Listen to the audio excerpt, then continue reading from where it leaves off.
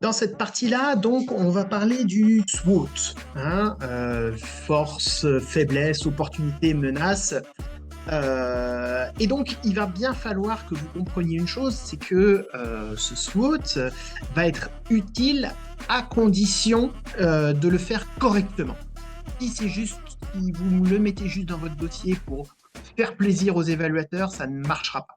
Pour que ce SWOT qui soit utile, il va falloir le construire.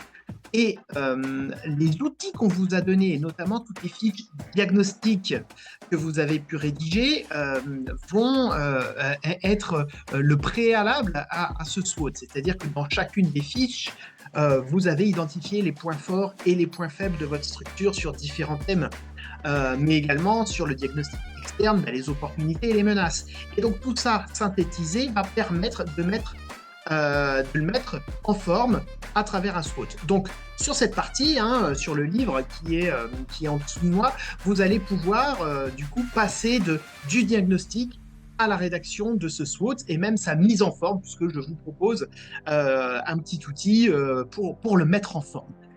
Chose très importante aussi pour nous, surtout à un niveau DE, c'est que ce SWOT doit être validé. Il doit être fait avec votre tuteur, votre responsable de structure, président, directeur technique, peu importe.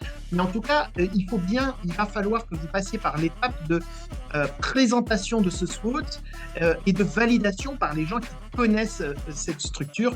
Là aussi, ça nous semble incontournable si vous voulez avoir un SWOT qui tient la route et qui est un niveau demandé pour le DEGEX.